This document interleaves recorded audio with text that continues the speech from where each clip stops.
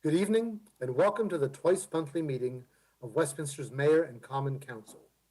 During the public health crisis, we will be conducting our meetings remotely, and they will be available and streamed live on the city's Facebook page, as well as the Community Media Center channel and website. We'll begin as we do every meeting with the pledge to the flag, followed by a moment of silence. I pledge allegiance to the flag of the United States of America and to the republic for which it stands, one nation, under God, indivisible, with liberty and justice for all.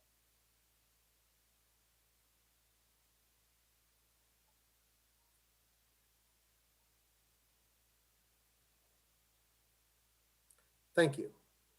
Copies of tonight's agenda and the entire information packet that the council will be using are available online on the city's website. Now, before we go any further this evening, we're going to do something a little different. And without objection, we are going to add an item to the agenda up front. We have a resolution we would like to consider before we do anything else this evening. And I'm going to go to Mr. Cavacci to introduce the subject. Mr. Cavacci. Thank you, Mr. President. I have a resolution. Can you hear me okay? We can. Am I on? Yes. Hello? We can hear you. Us? I don't Hello? think you can hear us. You're frozen, but we can hear you. No, he's done now. Uh-oh. Something Lost happened. him. Well, that's Yeah, bad. froze. Maybe we'll have to come back to that. Well, Yeah. maybe Let's we just will come have back to. to it. Well, when Mr. Cavacci comes back online, we'll go to that. So without objection, we'll take it up when Mr. Cavacci rejoins us. In the meantime, Out of order. yeah, he's logged out. In the meantime, we'll move on to the approval of minutes. We have minutes this evening from the He's special meeting back. of the Mayor and Council on October 7th, the Mayor and Council meeting of October 12th, and the closed meeting of the same evening. Without objection, we'll consider those minutes approved as submitted. And now, Mr. Cavacci, are you Okay. back? I Very am. good. I don't know what happened. As soon as I started to speak, it locked up. Can you hear That's me right. okay now? That's it. Please go ahead. Yes. Okay, so I have a resolution from the entire council. And this resolution is regarding, well, you know what? I'm just going to read it instead of giving it any preamble. I think it'll be better just to read it. So this is resolution number 20-11, thanking Mayor Joe Dominic for his work on enhancing the City of Westminster's website. Whereas the City of Westminster's website is an integral part of how the city government communicates information to the Westminster community. And whereas a longstanding goal of the Mayor and Common Council has been to update the city's website to enhance its visual appearance and to improve its navigability so that website users could more easily find content. And whereas Mayor Joe Dominic owns a digital marketing company that, among other things, specializes in website design and development. And whereas Mayor Dominic graciously offered his technical expertise and the resources of his firm to undertake the long-desired overhaul of the city website. And whereas Mayor Dominic and his firm have devoted considerable hours to date to create a new design and user interface for the city website, and will now dedicate even more resources working with staff members to improve the content of the website. And whereas Mayor Dominic and his firm have performed this work on a pro bono basis, saving Westminster taxpayers the cost of upgrading the city website. Now, therefore, be it resolved that the Common Council of the City of Westminster, Maryland, hereby extends its sincere appreciation to Mayor Joe Dominic for his leadership in enhancing the appearance and value of the City of Westminster website as a resource of information for the Westminster community. Be it further resolved that the Common Council of the City of Westminster, Maryland thanks Mayor Joe Dominic for graciously offering to serve the services of his firm to accomplish the upgrade of the city website at no cost to Westminster taxpayers. Mr. President, I know I speak for all of us, obviously, since we all, signed off on this resolution. There is no small amount of money that the mayor and his firm saved the city. and I know we're all very grateful for it. I think it looks awesome. It's a huge improvement, and I know we're all grateful. Thank you, Mr. President. Thank you, Mr. Cavacci, and extend my my thanks to the mayor as well. Anybody else like to comment on this? All right, in that case, no, Mr. Mayor, you can't say anything until we're finished.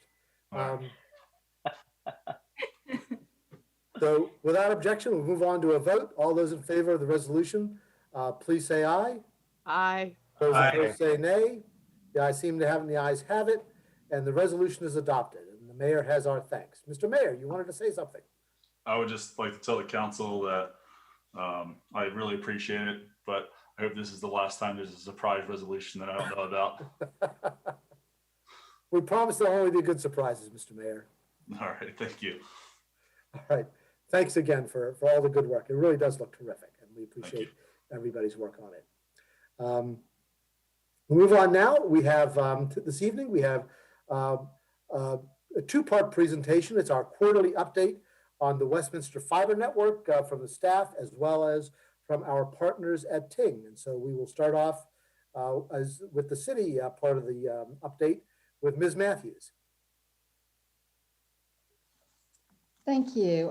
Included in your agenda packet is information on the quarterly financial report on the fiber fund, as well as take rates. I won't steal Ms. Giovannioni's thunder. If you have any questions about the financial data included in the agenda packet, either Ms. Colston or I would be happy to answer any questions you have. I'd like to maybe turn it over to Mr. Dick to see if he'd like to comment on a report on our network maintenance and installation activities. Yes, Mayor, Common Council. With the pandemic going on, we did see some higher than average intakes coming in. In the past 3 months, we have done 98 server drops, which came through our 311 program. We'd also had several that were already installed drops that needed to be turned on for service. We also performed 88 field checks, which some of those would have been those drops that were already installed. Additionally, our maintenance team undertook even more new construction out in the Stonegate development, getting most of that infrastructure in the ground. So as they build out, we can continually bring the new houses on one line. I'd say right now we probably have about a good 75% infrastructure built in the ground out at Stonegate. So we're looking for that to continue on for at least another 2 years. Rather than that, we've been doing site surveys for fiber paths for different things, including what was announced at the last council meeting. We have started taking that underway as well by buying places right outside the city limits to bring onto the network. And that's about all I have right now. Any Very good. questions? Thank you, Mr. Dick. Okay. Ms. Matthews, anything else? I'm sorry, you're muted, Ms. Matthews. I said not from staff unless there's any questions that you all have. Great. Thank you very much. Any questions from Ms. Matthews or Mr. Dick? All right, great. Then we will move on to the Ting portion of our report. Ms. Giovannioni, we're pleased to see you again. Thanks for coming on. Awesome. Thanks for having me. Let me get the presentation up here. All right, you guys can see my Westminster update screen, I hope. We can. Awesome. All right, so let's do a recap of July, August, and September.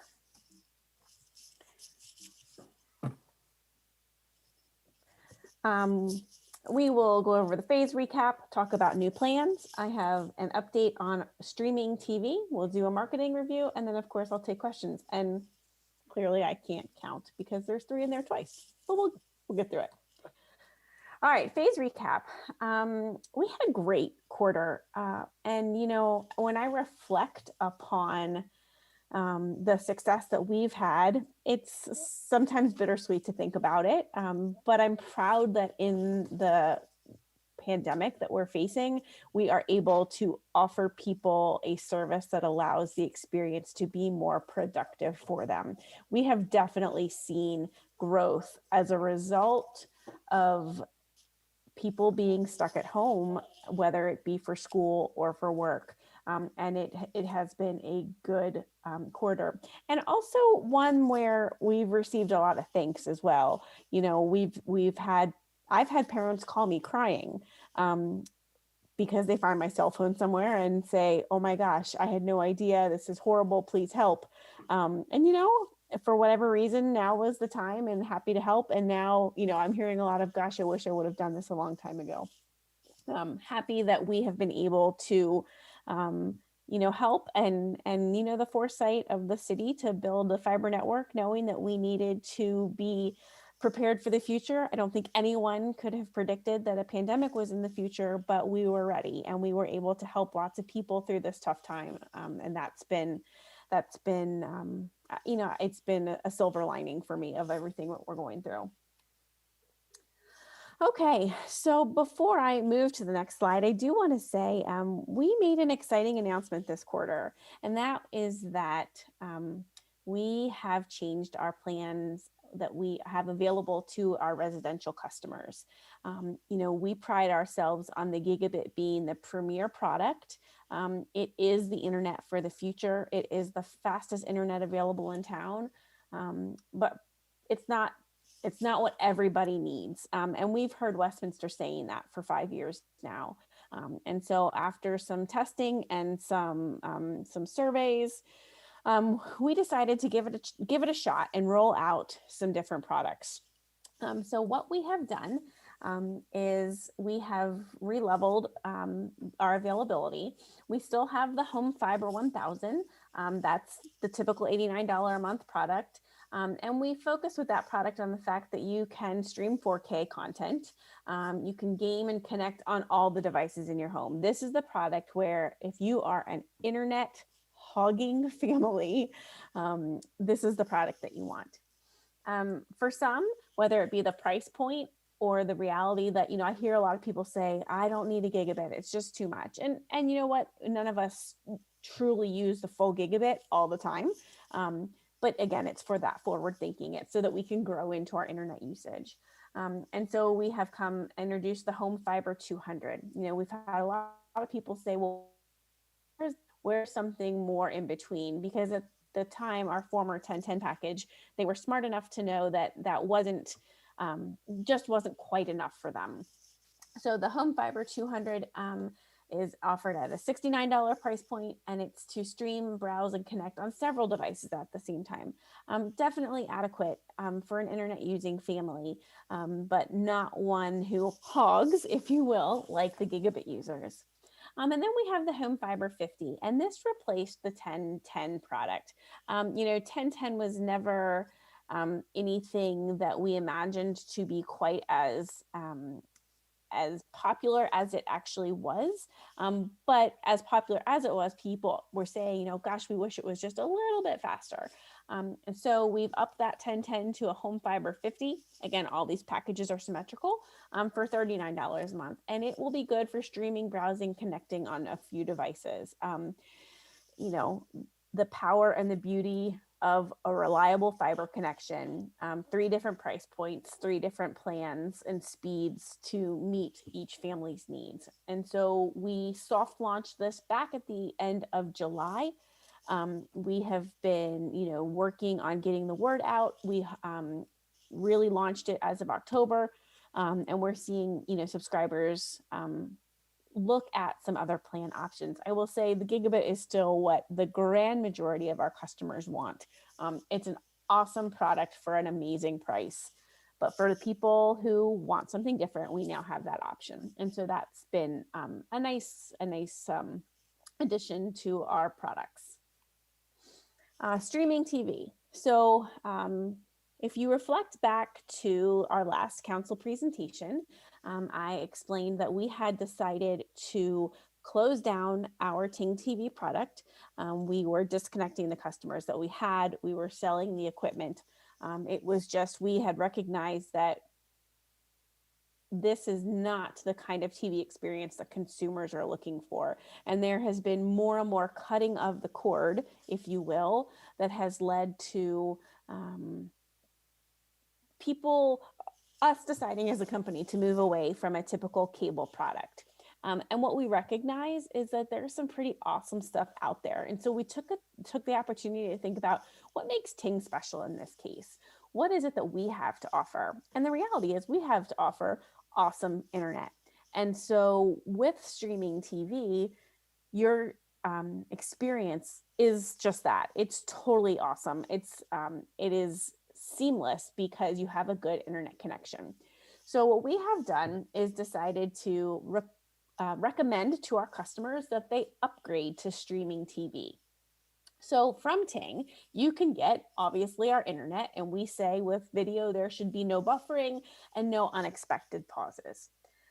In addition, as a part of the onboarding process, when a new customer goes to order, they can purchase or rent streaming devices from us. So we are now selling or renting the Apple TV, and we're selling the Fire TV stick.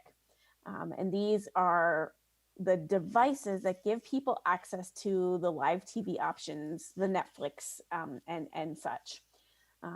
What we do in the ordering process is we give referral links.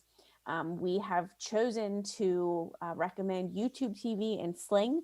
And so at the process where you're going through, if you choose that you want a referral, it really truly sends you an email that gives you the steps on how to sign up with YouTube or Sling, and that is a build by vendor. So it's more of a partnership. It's giving people a stronger opportunity for that video product. It's not something that we are selling or profiting from.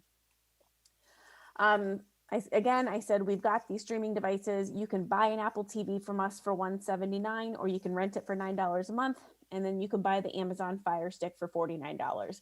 Both of these devices give you any of those TV options, video options that are available there in the center.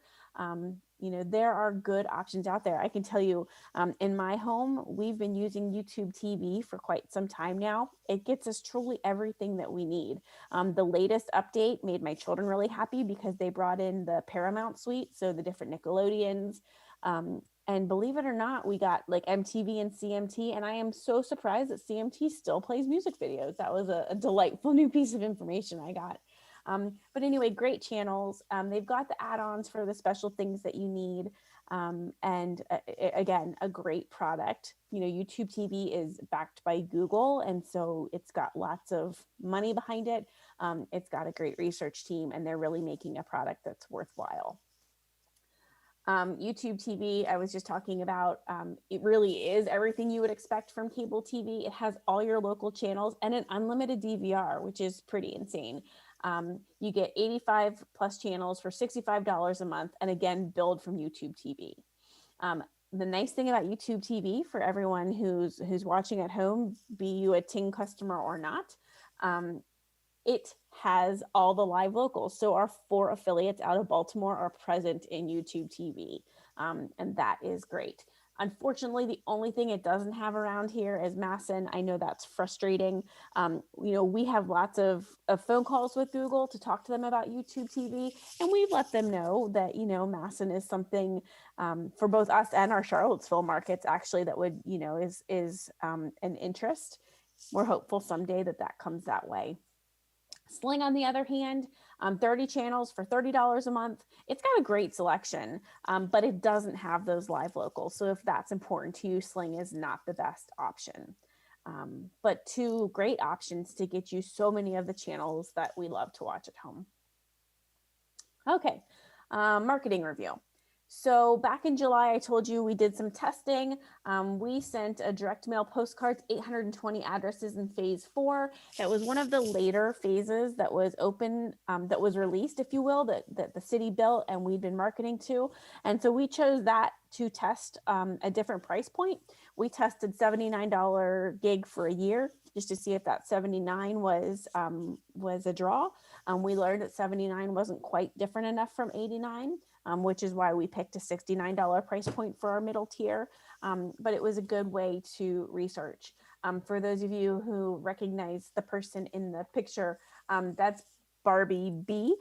She was one of our very first customers at her business, at her place of employment in the airport. She was So excited to have it at home. So she's a home and work customer and a Ting advocate for sure. And so we were happy to have her giving her quote, which I think is something that, we really felt this pandemic period, and that is that Ting gives you a peace of mind. You no longer have to worry about your internet connection, and that's something that that we have experienced and that she has stated. In August, we did a partnership promo.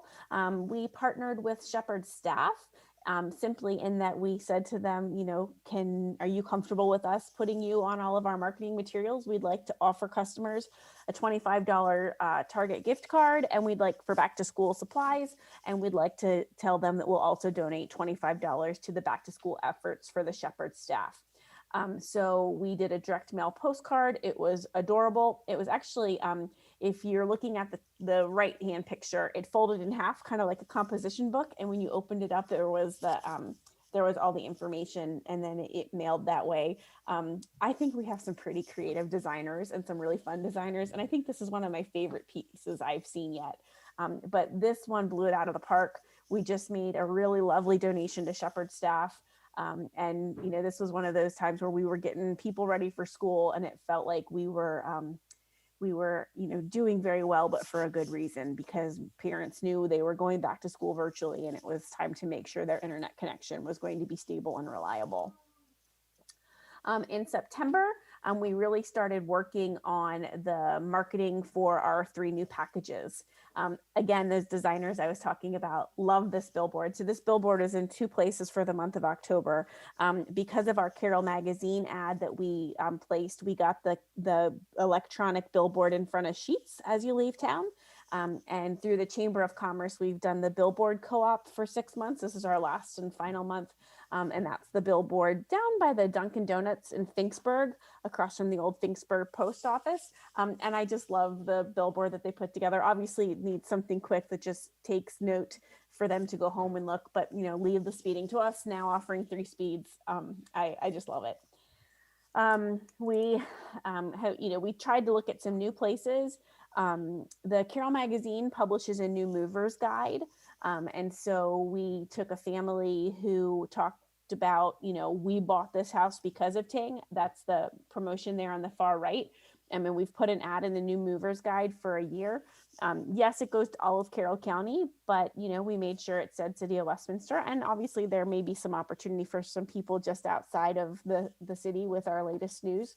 But trying to get people, really come and think about, if somebody is new to town or somebody's moving, if they don't really know, how will they know? I've said this before, Comcast is a name that everyone recognizes, and that's okay. There is no Ting Stadium that is broadcasting football, except we do have Ting Park in Holly Springs for the minor baseball team, but I digress. So anyway, we have that in the new movers guide. We also, we are really proud of our relationship with the Chamber of Commerce. Mike McMullen has always been a great advocate for us, and the Chamber membership has been a great benefit to our growth. And so we offer our best promos to Chamber members. And so we launched the new Chamber member offer, and that went out. And then just something fun, trying to grow our Instagram following and also give some people some feel goods. We upgraded our Ting welcome kit mug at some point this year. And it's this awesome stainless steel travel mug that you see in a couple of those pictures. And so every week we go around and to different customers, to different things around, and take a picture of the mug somewhere. And so just been a little way to have fun and add some entertainment to everything going on. And the other thing in September, we did a national contest for we called it Show Off. So all of our markets did a show off. And this one, we were hashtag Show Off Westminster. Example, Charlottesville was Show Off Charlotte or Seaville. But we partnered with the Carroll Arts Council. They helped us to promote this. And there were 4 hashtags. I think it was food, view, pets, and food, that people could submit their picture, and then it was voted upon. This screenshot was when we had just 7 entries. There were several more than that by the time it closed. And if you go to our Facebook page right now, you can see the finalists and vote on the finals. I don't believe that's finished yet. Though grand prize winner is going to win a, oh my gosh, I'm going to say this wrong, but someone will correct me, I'm sure. DSLR camera, $700 value. And then the runners up are going to get Shutterfly gift cards to hopefully print out their pictures. And that's it. Very good. Any questions? All right, thank you very much. Are there any questions for Ms. Giovanni?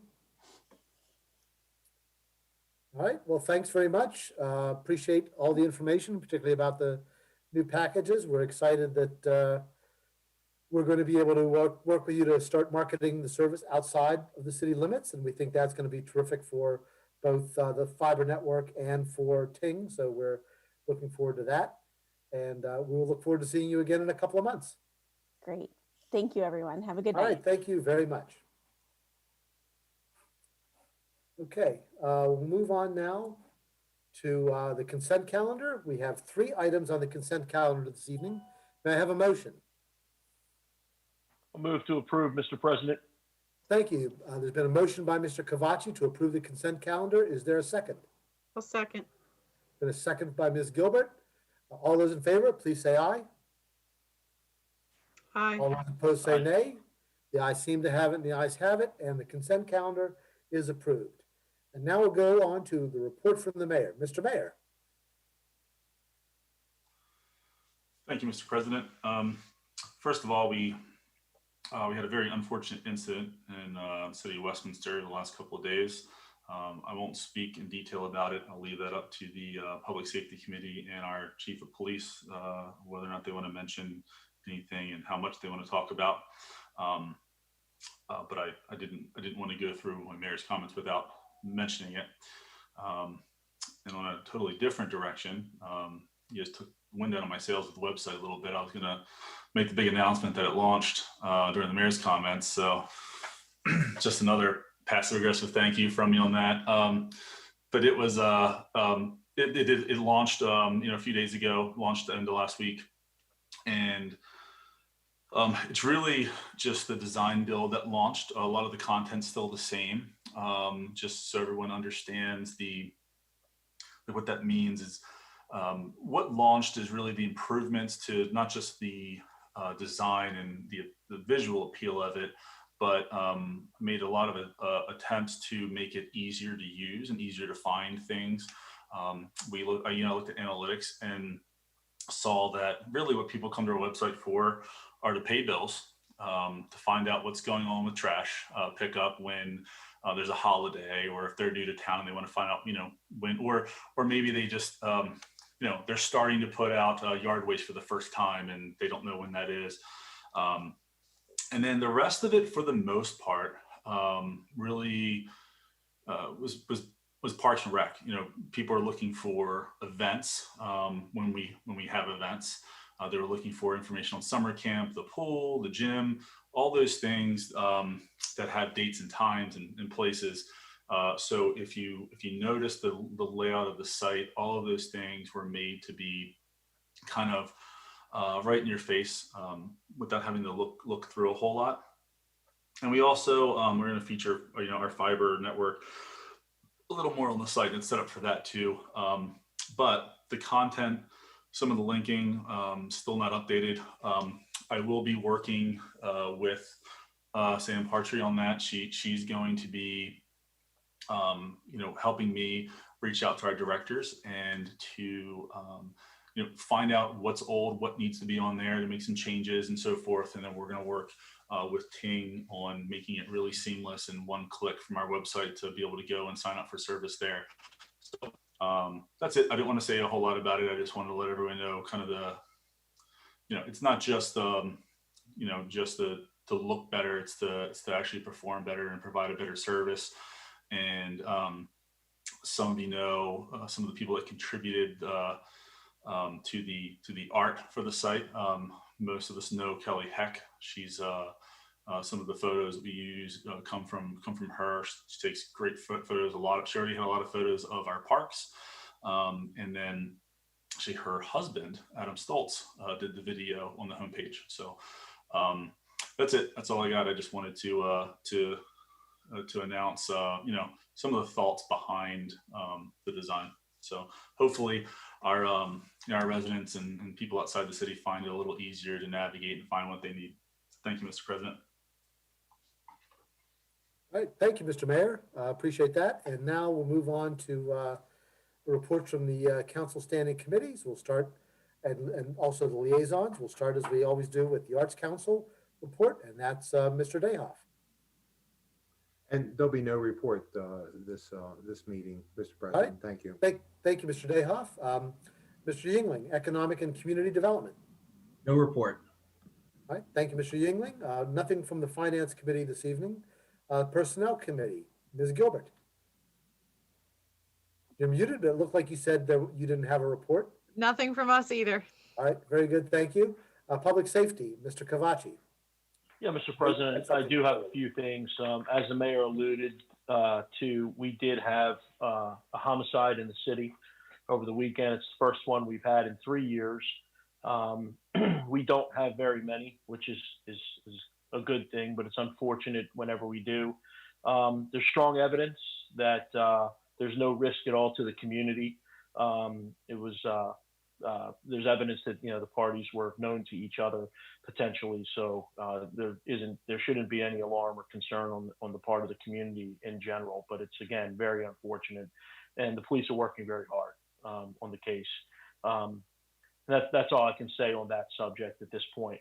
Also over the weekend, the Westminster Police Department apprehended a couple of individuals that were involved in a regional theft ring that's been operating in the region, and due to the good hard work of our police department, we were able to make a number of apprehensions that are sure to help cut down on crime, not only in our area, but probably a number of other areas as well. And that's not the first time the PD has done that. There have been a couple of cases where they've been able to crack cases here in Westminster that other communities have not been able to do. So again, kudos. Thank you very much for your great work there.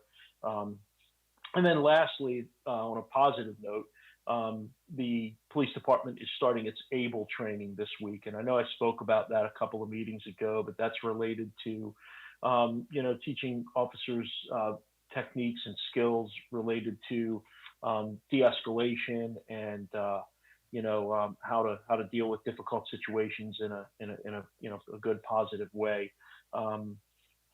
So it's we're starting out with a couple of members are training, and then they will train the trainer. They will go to training, they'll come back and then train the entire department. The intention is for every member of the police department to receive this training, which we think is timely and important. So that's my entire report, Mr. President. All right, thank you very much, Mr. Cavacci. Public Works Committee, Mr. Yingling, anything on that? Nothing to report, Mr. President. All right, thank you. And finally, Recreation and Parks, Mr. Dayhoff. I see we had another great event. I'm sure Ms. Gruber will tell us about it later, but. Yeah, I don't want to take away from Ms. Gruber's thunder. The Scarecrows are awesome, and we're looking forward to a great event coming up with the reverse Miracle on Main Street event. But let's have Abby take all the attention for that. All right, very good. Thank you, Mr. Dayhoff. Move on now to council comments and discussion. If anybody has anything that they weren't able to include in the committee report, we can take that up now. We'll start. Mr. Cavacci, anything? In addition, Mr. Dayhoff. No, sir. All right, Ms. Gilbert. All right, and Mr. Yingling. No, Mr. President. All right, very good. Thank you all very much for that. I skipped over, unfortunately, the COVID-19 pandemic update. And I think we do have a couple of items this evening to share with you all. Ms. Matthews. Thank you, President Pecoraro. I wanted to share with the Mayor and Common Council that on October 6th, a member of the county staff reached out to me to see if Westminster had any additional needs for which we wanted to apply for funding under the county's Coronavirus Relief Fund plan. As you may recall, we previously submitted expenses in the range of about $125,000 that were awarded to the city. We had a very narrow window between October 6th and the deadline of October 14th. But we were able to pull information together, and I'd like to thank the department heads and particularly our special projects manager, Tammy Palmer, for their help with that. Last Thursday, we found out that we will be getting an additional $229,871.66 from the county under the CRF plan. So I certainly would like to take this opportunity publicly to thank the Board of Commissioners for giving the city the opportunity to submit additional requests. I also believe that Chief Ledwell had some information he'd like to share. Sure. Good evening, everyone. Just real briefly, we received through the health department this morning just a minor change in what the CDC considers an exposure to the COVID virus. So whereas it used to be that if you spent 15 consecutive minutes within 6 feet of somebody without personal protective equipment, you were considered to be exposed. They changed that to a total of 15 minutes within a 24-hour period without PPE. So it really mainly affects individuals that are within confined spaces over a long period of time, such as at the detention center and facilities like that, or care facilities. But I did want to bring that up because it was brought to our attention this morning. That's all I have. Thank you. All right. Thank you, Ms. Matthews. That was for the good news, and Chief, thanks for sharing that update with us. We'll move on now to bids. We have 2 bids this evening. The first is a sole source procurement and purchase of replacement clarifier drives for the wastewater treatment plant. And for that, we'll go to Mr. Glass. Yes, sir. The fiscal year 2021 sewer budget allocates funding in the amount of $300,000 for the replacement of 4 clarifier control gates and 2 clarifier drive replacements. You may recall that we handled the clarifier control gates in a previous council meeting, so the drive mechanisms will be requested in this council meeting, but all are part of that $300,000. Much like the gates, this equipment is particular to the manufacturer of the clarifiers. That's Envirodyne Systems of Camp Hill, Pennsylvania. And unfortunately, the competitive bidding is not a viable option. But the good news is that our procurement code allows for sole source procurement in this circumstance. Again, the 2 drive mechanisms are exact replacement units, and they're described in detail in the attached proposal, and of course available through Envirodyne Systems of Camp Hill, Pennsylvania. The cost of both drive mechanisms, including freight, is $98,820. And much like the control gates that I spoke of earlier, there will be an additional cost for the installation of those drives. Again, the total budget is $300,000, and that will encompass the purchase of the control gates, the clarifier drives, and their installation as well. So at this point, we would recommend that the Mayor and Common Council approve the sole source procurement of 2 clarifier control drive mechanisms from Envirodyne Systems of Zimmerman Drive in Camp Hill, Pennsylvania, a total amount of $98,820. I'll answer questions if there are any. All right. Thank you, Mr. Glass. Are there any questions for Mr. Glass on this? May I have a motion? No, Mr. President, I make a motion that we go ahead and accept that bid. Thank you, Mr. Dahoff. There's been a motion by Mr. Dahoff and a second by Mr. Cavacci to accept the bid. Is there any additional discussion or any questions? Very good. Hearing none, we'll move on to a vote. All those in favor, please say aye. Aye. Aye. Those opposed say nay. Opinion of the chair, the ayes seem to have it, and the ayes have it. And the bid is approved. There you go, Mr. Glass.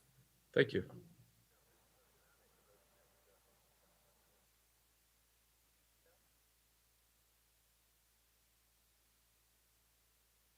The next item is a replacement police vehicle, and for that, we'll turn to Chief Ledwell. Chief? Good evening, everyone, again. On October 8th, Lieutenant Schuster was driving to work when he was involved in a vehicle collision, not his fault, which resulted in the total loss of his 2018 Ford Explorer all-wheel drive vehicle. As a result, the city received an insurance check from the local government insurance trust for a total amount of $22,775. We looked at the Maryland State bid for a replacement Ford Explorer all-wheel drive, which was $32,687. But there's currently a very extensive back order for these cruisers that would delay the replacement well into 2021. They did have one available vehicle, but it was equipped for patrol. Lieutenant Schuster's the Assistant Bureau Commander for CIB. So as a result, we did look at some alternatives for a similar type vehicle. We obtained 3 quotes from local dealerships for a 2020 Chevy Traverse all-wheel drive. As a result, we got a low bid of $32,159 from Coons Chevrolet of White Marsh. A budget amendment will be required to appropriate the additional difference in cost of $9,384 from our Police Capital Projects Fund. We are recommending that the Common Council approve the purchase of one 2020 Chevy Traverse all-wheel drive from Coons Chevrolet of White Marsh for a total cost of $32,159. All right, thank you, Chief. May I have a motion on this bid? I'll move to approve the bid, Mr. President. Thank you. There's a motion from Mr. Cavacci and a second from Ms. Gilbert. First, Chief, is Lieutenant Schuster all right? Wasn't harmed? He is. He was not injured, fortunately. All right, very good. Glad to hear that. Is there any discussion on this or any questions for the chief? Chief, I just had one question. If Lieutenant wasn't at fault and the LGIT is only able to go up to a certain amount, is there any chance of recovering the difference from the other driver, or is that not something that's possible? Well, it involved a farm animal that got loose from a pen, and I believe the process, we looked into that. I believe the process is that legit would have to subrogate. If they're successful in that, then they would receive reimbursement from the other party's insurance company. Farm animal probably doesn't have any money anyway, I guess. So, all right. Well, if I don't hear any further discussion, we'll move on to a vote. All those in favor, please say aye. Aye. Those opposed say nay. The ayes seem to have it, and the ayes have it, and the motion is adopted. Thank you, Chief. We'll move on now to ordinances and resolutions. We have one ordinance for introduction tonight, ordinance number 928, an ordinance amending Chapter 7, Boards and Commissions of the Code of the City of Westminster, Article 1, Recreation and Advisory Parks Board, to revise the composition and duties of that board. And we'll go to Ms. Matthews for that. And I remind everybody that that is for introduction tonight, not action. Ms. Matthews. Thank you, President Pecoraro. As the Mayor and Common Council are aware, the Recreation and Parks Advisory Board was inactive for a number of years, and you're currently in the process of reconstituting the advisory board. In conjunction with your efforts, city staff and the city attorney reviewed the section of Chapter 7, Boards and Commissions, which pertains to the Recreation and Parks Advisory Board. Based on that review, we noted certain provisions of that section of the code that were rather outdated, and we also saw some opportunities to make some changes to provide for the more efficient operation of the Recreation and Parks Advisory Board. The outcome of those efforts is ordinance number 928, which is before you this evening, as Council President Pecoraro noted, for introduction. Either Ms. Levan or I would be happy to answer any questions you have about the red line copy of the ordinance that's in your agenda packet. All right. Thank you, Ms. Matthews. And before we do anything else, let's get a motion for introduction. May I have a motion for introduction of ordinance number 928? So moved. Been a motion by Mr. Yingling and Mr. Dale. If I can take that as a second, I will do that. So been moved by Mr. Yingling and seconded by Mr. Dayhoff. Are there any questions for Ms. Matthews or Ms. Levan at this time? or would anybody like to make any comments? All right. Mr. President, I Mr. guess I'll Kavachi. just make one quick comment. I'm Sure. excited about this board. I think there's some good things that can help participate doing over the being involved in over the next, number of years. And I know some of the members that are going to be on it are outstanding folks. And I'm grateful, I'm sure as everyone else is, that they're willing to give of their time. And just wanted to express my appreciation for that. That's it, Mr. Right. President. Thank you, Mr. Kavachi. Yeah, I think this is it'll be good to have some public engagement again to provide some advisory services to the department, and I think we're all looking forward to that. If no one has anything else, we'll move on to a vote on introduction. All those in favor of introduction of ordinance number 928, please say aye. Aye. Aye. Those opposed say nay.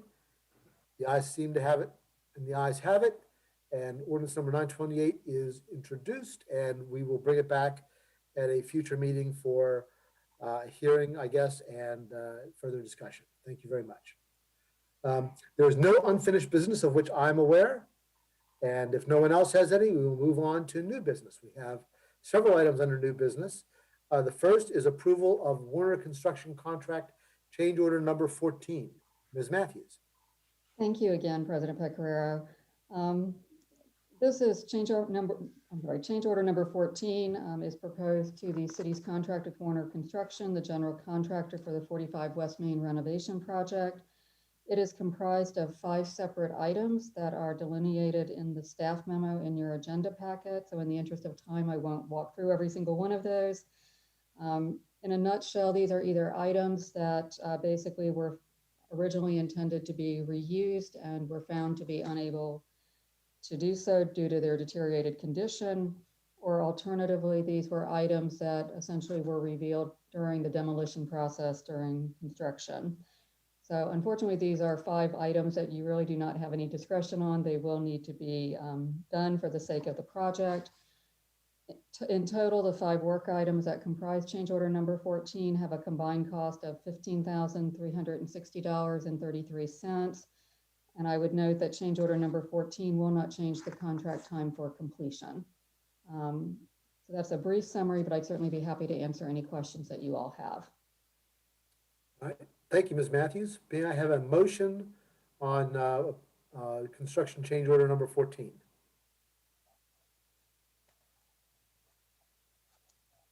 I make a motion for the approval of change order number, where are we at, 15? 14. 14, sorry, lost count. That's all right. We'll probably get a 15 at some point. Thank you, Ms. Gilbert. Thank you. Is there a Easy, second? Mr. President. Let's make this the last one. Well, that would be my preference too, but I'm afraid that's, I think we got one more coming at least. I'll second. Second from Mr. Kavachi. Is there any questions from Ms. Matthews or any discussion? All right, hearing none, we'll move on to a vote. All those in favor of approval of construction change order number 14, please say aye. Aye. Aye. Those opposed say nay. The opinion of the chair, the ayes seem to have it, and the ayes have it. And the change order is approved. Next is consideration of RFP number 25, projector screen for Warner Construction contract. Ms. Matthews. Thank you. This item was specifically separated out from change order number 14 because it certainly is something that is subject to the mayor and common council's discretion. City staff, through the project architect, Gant Brunette Architects, requested pricing to provide and install a power-operated flush mount projector screen in the multipurpose room 006. For those of you who I know have toured the building, this is the large sort of general training room that is near the restrooms in the basement level of the building. This projector screen was not included in the design documents. If the mayor and common council choose to move forward with RFP number 25, it has an associated cost of $3,614.10. And from a processing standpoint, would be rolled into change order number 14. Once again, there would be no change in the contract completion time for this item. All right, thank you. May I have a motion on this?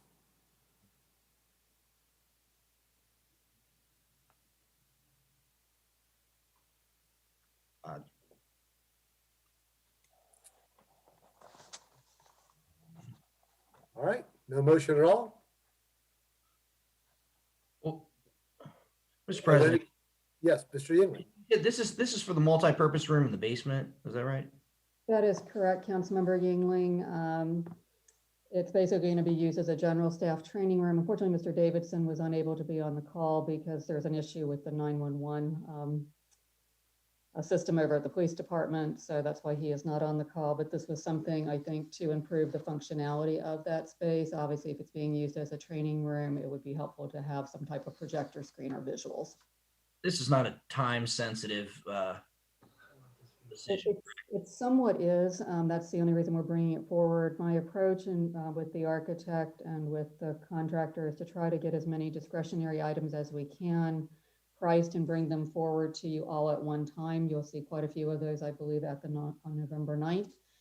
This particular item, if it's something we choose to go forward with, we should make a decision before Warner Construction starts actually closing up the ceilings. That's why this item has been separated out from the other items that you'll be considering on November 9th. All right. Any other questions for Ms. Matthews? So was there, I'm sorry, I guess I'm not too tech savvy on large screen projectors or units. I'm just kind of amazed at the price that did we price this out with any other company or person or to do it later? Why do we need to do it now? And as I understand it, Councilmember Gilbert, and once again, I apologize. I had assumed Mr. Davidson would be on the call. I'm sure he did as well. The issue is because of once they close in the ceiling, I think it has something to do with the mechanics of how it is installed. So Mr. Davidson worked directly with the architect and with the vendor to describe what his needs are. Okay. Mr. President. Mr. Dehoff.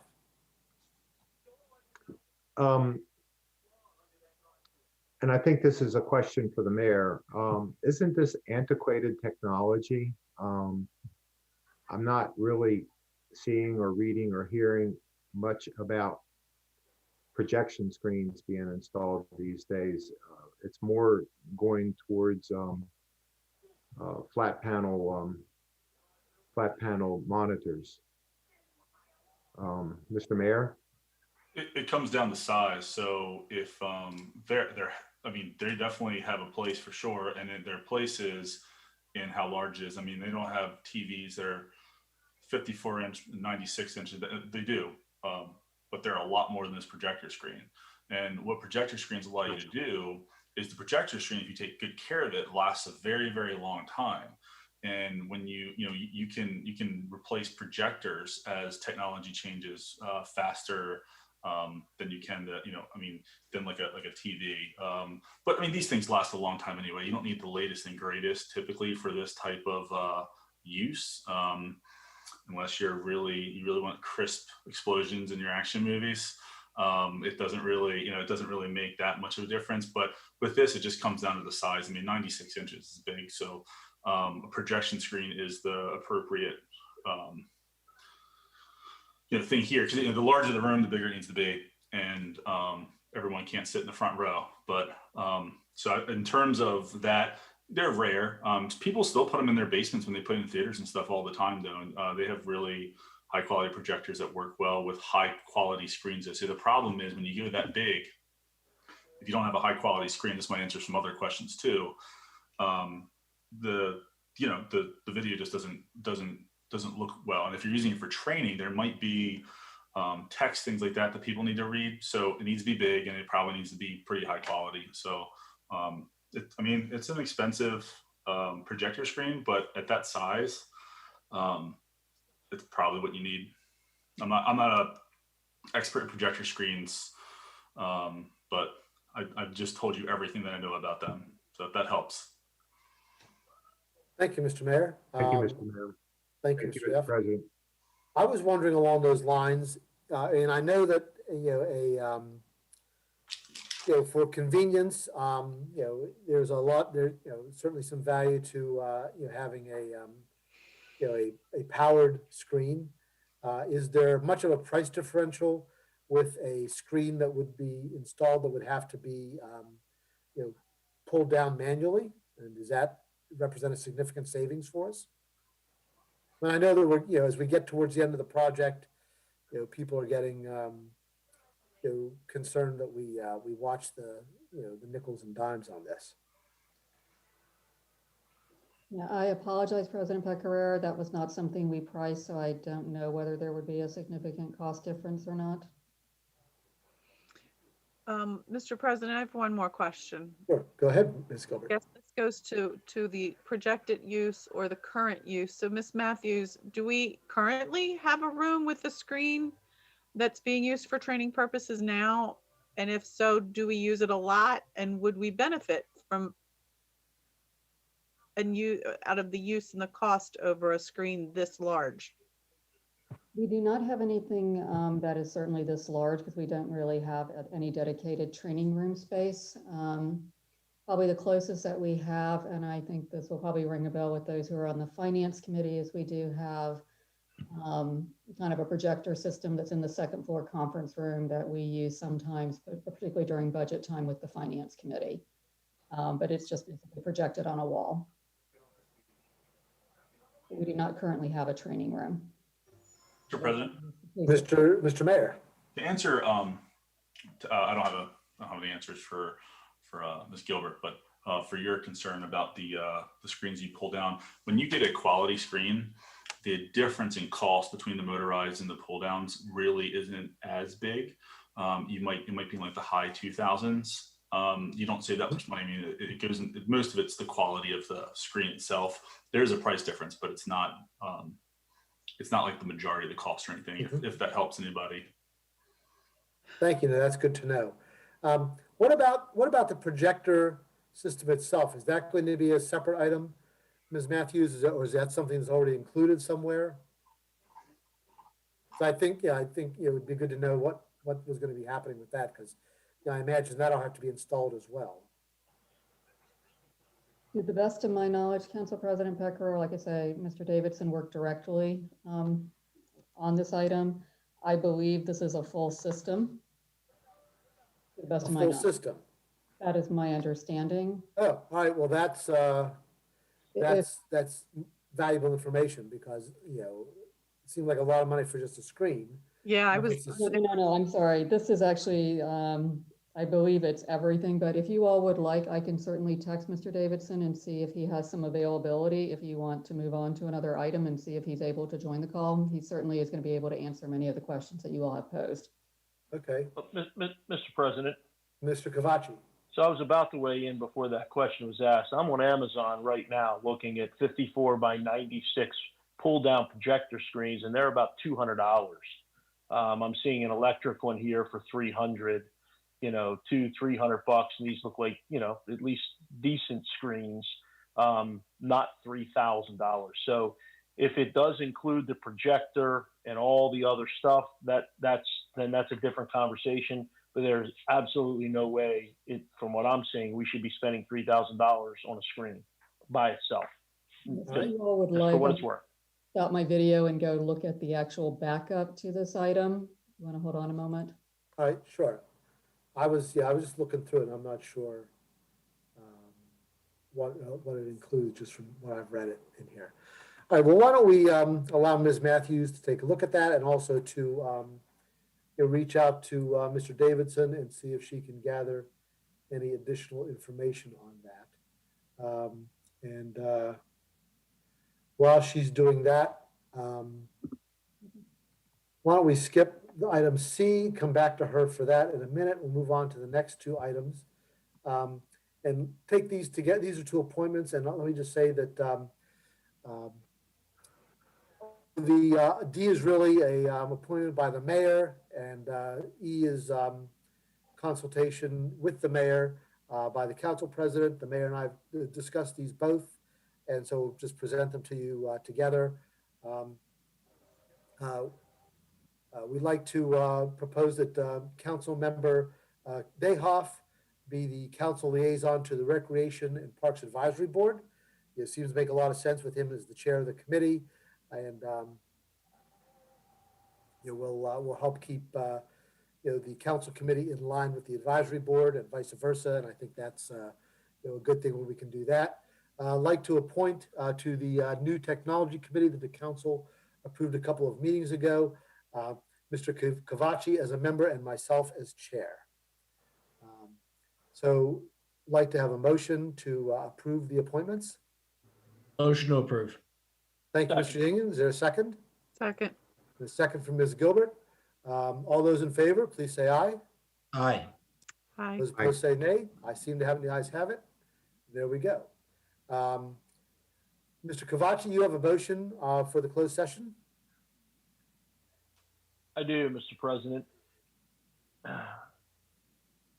So, under the statutory authority to close session, Maryland Annotated Code General Provisions 3-305B, to discuss the appointment, employment, assignment, promotion, discipline, demotion, compensation, removal, resignation, or performance evaluation of appointees, employees, or officials over whom this public body has jurisdiction, or any other personnel matters that affects one or more specific individuals, to consider the acquisition of real property for public purpose and matters directly related thereto, to consult with counsel to obtain legal advice on a legal matter, and to consult with staff, consultants, or other individuals about pending or potential litigation. So under that statutory authority, Mr. President, I would like to move that we go into closed session immediately following this meeting. All right, thank you, Mr. Cavacci. Is there a second to Mr. Cavacci's motion? Second. And second from Ms. Gilbert. All those in favor, please say aye. Aye. Opposed say nay. The ayes seem to have it, and the ayes have it. And so we will move into a closed session at the conclusion of the regular meeting. Ms. Matthews, are you prepared to discuss the contract for the community survey related to water reuse initiative?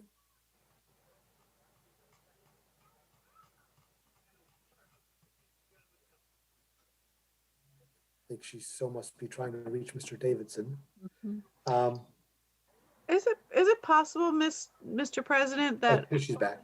Yep, sorry. I'm sorry. Never mind. All right, good, Ms. Matthews, thank you. Yeah, I have texted Mr. Davidson to see if he's able to call in. Obviously, if he's still working on the 911 system, that will not be doable. Right. If you're ready, Council President Pecker, I will go ahead and just deal with the community survey. Please do. Okay, thank you. As the mayor and council are aware, the city a little over a year ago retained Katz and Associates out of San Diego to be our communications consultant on the water reuse initiative. As Mr. Glass and I have worked with the firm to develop the components of our community outreach plan, I think we all unanimously agreed that having a quantitative survey would be beneficial in guiding our education efforts. Staff subsequently reached out to the National Research Center to obtain a proposal for such a survey. National Research Center may sound familiar to you all. They are the firm that conducted the city's community survey back in 2019. Included in your agenda packet is a proposal from NRC. As you probably noted, they provided pricing for surveys of varying length and methodologies. The development of the proposed survey will be an iterative process between NRC, Katz and Associates, and city staff. Therefore, staff is not recommending this evening that the city contract for a specific survey option, but rather that the mayor and common council authorize a not to exceed amount of $24,930. That is the most costly option of those reflected in NRC's proposal. They all sort of hovered somewhere in the $24,000 range. From a budgetary standpoint, the FY 2021 water fund budget includes $250,000 for the city's water reuse initiative. Of this amount, approximately $20,000 has been expended to date for services provided by Watech Engineering and Katz and Associates. I did want to note that there will be additional expenses for the services of those firms during this fiscal year. The mayor and common council also recently approved the Cranberry Reservoir study, which you authorized on September 28th. And I would also note that there will be expenses for laboratory services and pilot testing equipment, which have not yet been determined, but will also be charged to the same project budget. I think Mr. Glass and I both wanted to bring to your attention this evening that it's unclear at this time whether the $250,000 allocated in the budget, whether that will be sufficient or not. Some of the costs that related to our water reuse initiative will be reimbursable through the United States Bureau of Reclamation grant award that Mr. Glass spearheaded.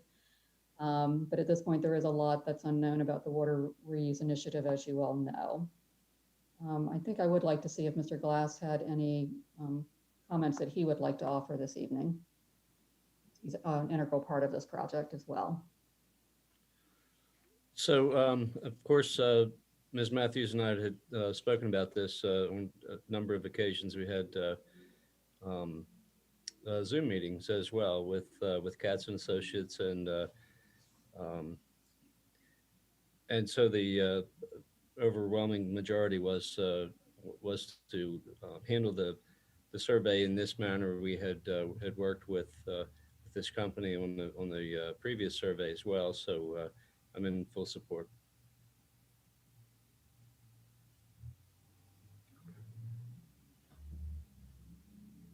And with that, I think I'd be happy to answer any questions if you have any questions about the methodology or the survey or how that will be handled.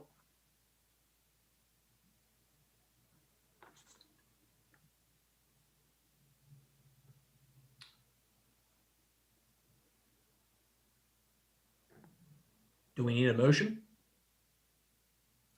Greg's on mute. Mr. President, you're muted, or we can't hear you. I apologize. Thank you. Yes, we need a motion. Motion Can I to have a approve. motion, please? It's all good. I'll make that Second. motion, or let Mr. Yingling do it.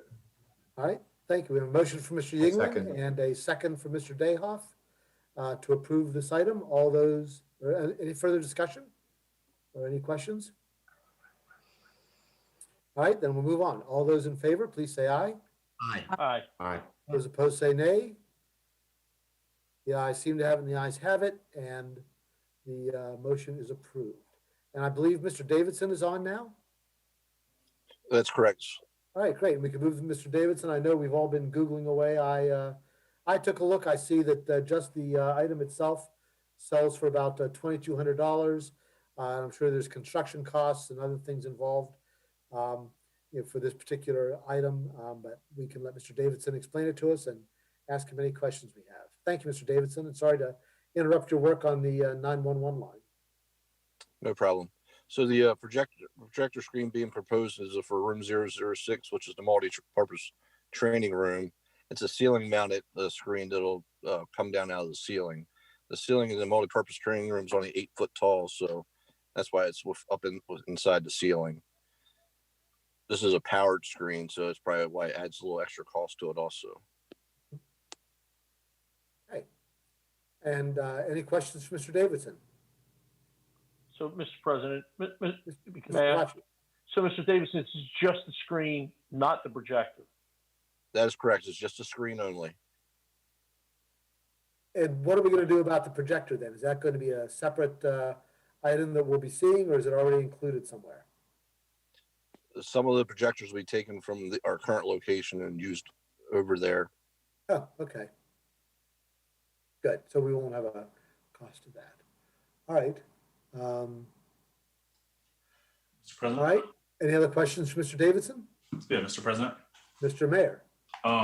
So Councilman Kavashi found some projector screens online for like a fraction of the cost. I don't know a lot about projectors. I'm sure there's a notable difference, but I don't know what it is. I think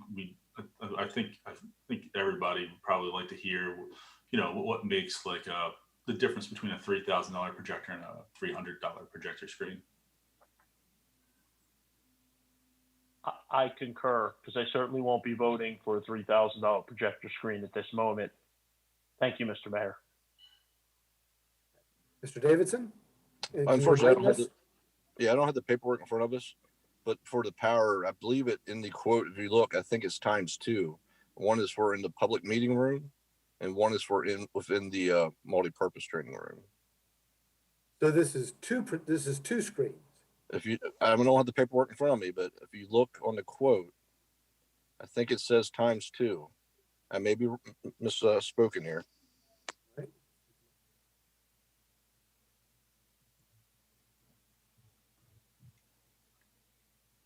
All right, Mr. President. Mr. Yingling. Okay, so we're debating this projector screen. Any chance we can just table this for like the next meeting so we can do more research? That would be fine with me, except that I think that Ms. Matthews says that there's some need to do this now in order to be able to manage to get this on in the work schedule. Ms. Matthews, are you able to give us a couple of weeks to take a look at this?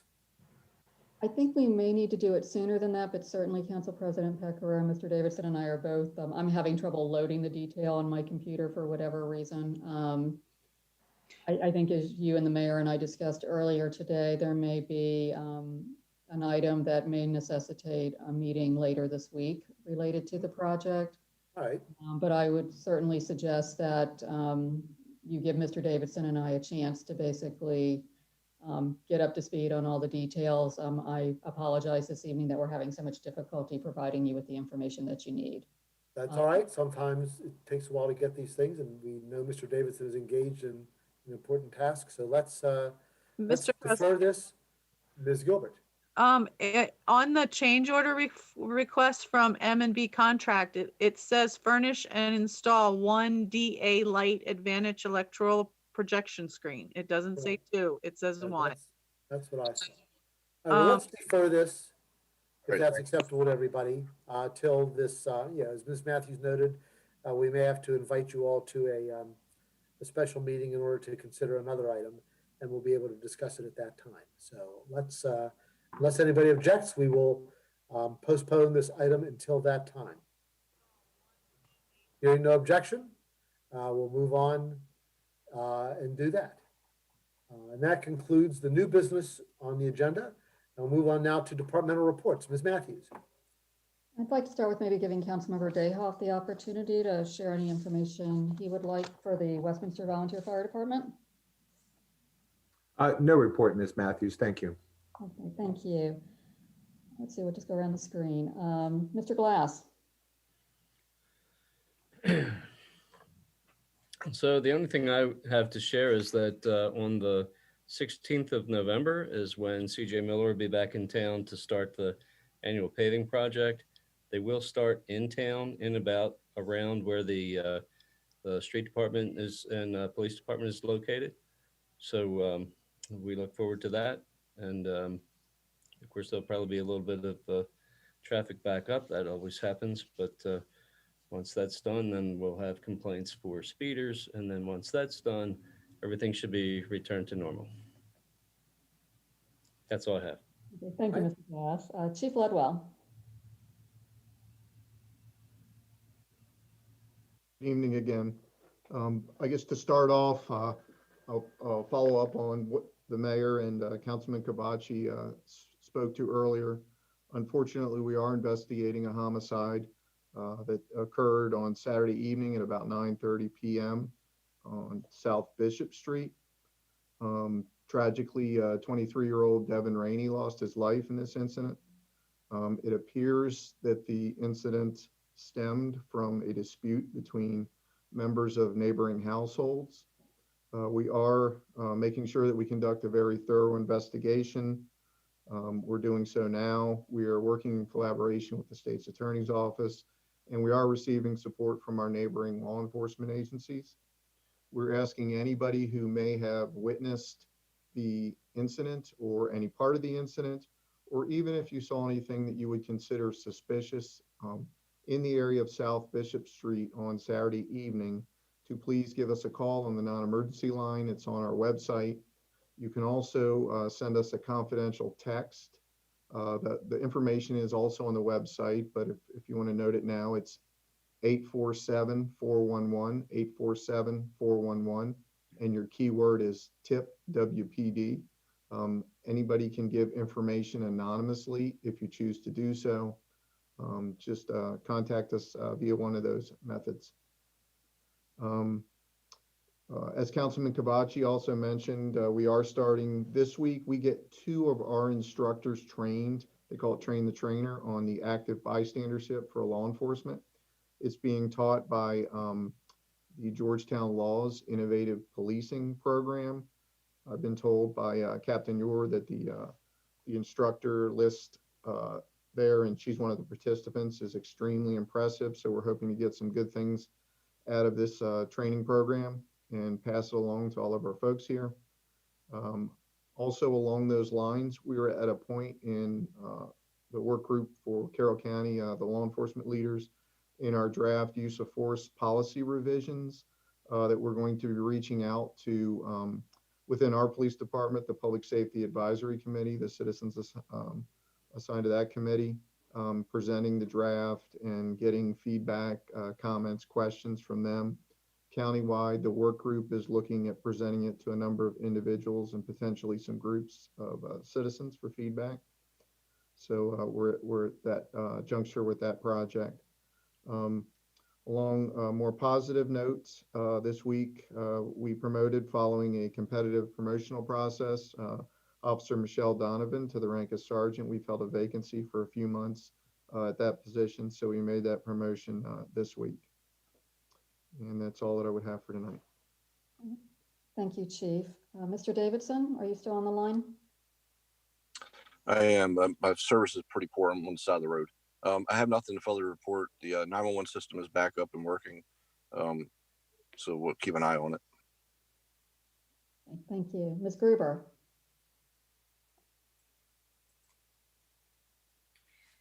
Good evening. Since our last council meeting, I'm sure that you have noticed almost 30 scarecrows currently line Main Street. These festive creations will remain on display until November 2nd. Interested participants are invited to engage in an interactive scavenger hunt that will help them explore all of the creations. And completed scavenger hunts can be turned into the Recreation and Parks Department for a chance to win a prize. Also, on October 22nd at 9 a.m., staff along with Pannoni and Associates held the kickoff meeting for the Park Master Planning Services for Wakefield Valley. And we were able to set a schedule for progress on that particular project. And we will be shortly announcing when public input opportunities will be available for that project. As Councilman Dayhoff noted, on Saturday, October 24th, we had an overwhelming response to our Spooky Saturday drive-through Halloween event. We wanted it to be well attended, and it sure was. So we actually had to block roads and turn cars away, which is never what we want to do. But in our current situation with trying to create safe and COVID compliant events, we are limited in our capacity to serve people.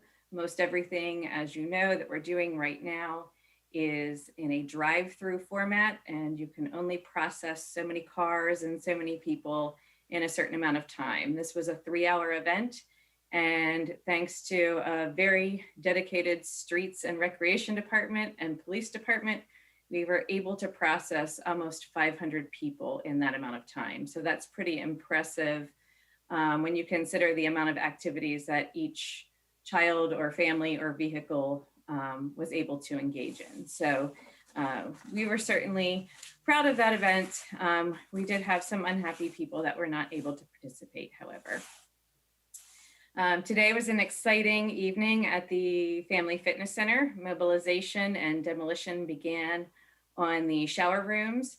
The demolition phase of this project will happen overnight while the center is closed to the public to allow for appropriate ventilation for the construction crew that's working in there. Once the demolition phase is complete, the construction phase will be accomplished during regular business hours. At this point, it's anticipated that the total time for completion of renovations will take just under 2 months. Additionally, staff will begin working with RG Pool Consulting to develop bid specifications for our pool renovations project. as we are just now endeavoring into the development of bid specifications for the renovations, I would have to predict that it's highly unlikely that the renovations will be accomplished to completion to open on time for the 2021 pool season. And lastly, tomorrow morning at 10 a.m., we will hold a pre-bid meeting for the playground equipment upgrades for Tahoma Farm Boulder Park. And we are excited to be removing the man-made boulders that have been out there for quite some time that have begun to deteriorate. So we're looking to put some innovative new equipment in out there and to collect all kinds of great designs from vendors that hopefully will be attending that meeting tomorrow. And that completes my report unless anyone has questions. Ms. Matthews, if I may. So, Ms. Gruber, I've known you a long time, long before you even came to the city. We worked together at the county, and I know that you will tend to focus probably on the fact that some people didn't get to attend that event, and I know how much that probably bothers you because I know you. But from what I understand, it was unbelievable. Yeah, the amount of folks that you did process was pretty amazing. And I know it wasn't just you and your staff and their streets and PD were out there. It was awesome. I was seeing some of the, what the guys were doing, obviously, because I live right here, and it was very impressive. I will also tell you that there is no question we're going to have tenfold the demand for the Christmas event. I'm already hearing people talk about it. I can't tell you how many folks are excited about it. It's going to be huge. So it's a really great idea. I think it's so cool what you guys are doing. And I just wanted to compliment you. So thanks. Thank you. Mr. You're Depot. going to need a bigger parking lot, I think, for Christmas. I agree. Mr. Depot. Thank you. The Board of Zoning Appeals will meet on November 3rd, and they have one application. It's a special exception for a distillery at 116 to 118 East Main Street. The Historic District Commission has nothing on their agenda for this month, for November, and the Planning Commission on November 12th will hear a request by Stonegate for an upward adjustment of 20% for building permits. You may be aware that subdivision or development is limited to 40 building permits a year. They're asking for a 20% increase, so an additional 8 building permits for this year. And that completes my report. Thank you, Mr. Depot. Ms. Colston?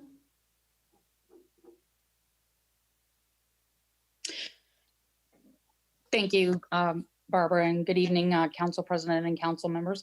I don't have a lot for this report, but I did want to highlight that we are about a quarter of the way through the year. And with that being said, with the general fund, our current expenditures for the year are at about 16%. So that's looking good. Other than that, we are wrapping up the audit with the audit team, which is going well. And that's about it. Any questions?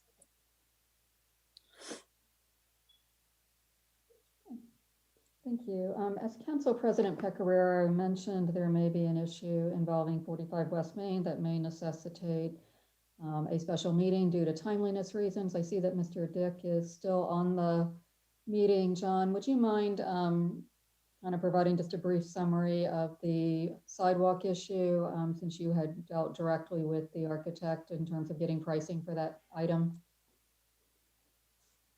Yeah, so it's the side of the building that currently has the BB&T ATM in it. We had a drain there, had to be replaced, and they dug that up. So when they dug that up, they took probably about a 15-foot piece of sidewalk out. At the same time, it comes back, we had some water infiltration in the basement, so they were trying to figure out where that was getting in. So a little farther down, they ripped another section, did some waterproofing. As we started to look, now we've ripped out all the sidewalk except for about, I'm going to say about 30 feet. It probably is, it's less than that maybe as well. But anyhow, it just kind of makes sense instead of pouring new concrete sidewalk and curb for, 70% of a sidewalk. It's all damaged. There's the curb's all banged up from 30 years of people running over it to go into the ATM. It just kind of makes sense to, get a price for those 5 or 6 squares and just replace it all and have it look nice. Right. Thank you, Mr. Were they able to deal effectively with the water damage and the drainage problem? So they uncovered some things when they dug up the pipe and replaced the section of pipe. It was sheared near the wall. So we're hoping that it was like that before they dug down to it. It was kind of hard to tell. We know that one of the pipes was broken there. There was 2, a sump pump pipe and a drain pipe. So that's what was being dug out. And then with the additional waterproofing of the wall, we're starting to run out of what could be causing the water to come in the building. We feel that the sump pump running and leaking down along the foundation is probably a pretty good sign of where the water was coming from. So, as it stands now with all the additional waterproofing done and the pipe fixing, we should be hopefully. That's not a solid yes. So what happens when I say yes then, right? Yeah, so they're the 2 sources of water can come from. So if we look at those 2 sources and we fixed them and we waterproofed, yes, it should be fixed. All right. Thank you, Mr. Ding. Yep. Thank you, President Pecoraro. I think that concludes staff's reports for this evening. All right. Thank you very much. Any questions on anything before we move off of this subject? Okay. Well, thank you. Well, that brings us to the conclusion of the meeting. The final item on our agenda is citizens' comments. Under normal circumstances, we invite the public at this time to address the mayor and council on any issues that pertain to tonight's agenda or any other city issues. Because it's difficult to allow live comments online during these meetings, as we're doing them, we have asked people to send comments to our city clerk at comments@westgov.com if they wish to comment on anything during the meetings. And at this time, in every meeting, I will read out all of the comments we have received. We have received no comments since the last meeting, so we will stay tuned and see if anybody has anything for next time. But please, we welcome comments and are happy to read them and share them publicly. And that concludes our agenda and the meeting. And without objection, we are adjourned until the closed meeting in a few minutes, and after that, until our next meeting in 2 weeks. Thank you all very much. Please stay safe.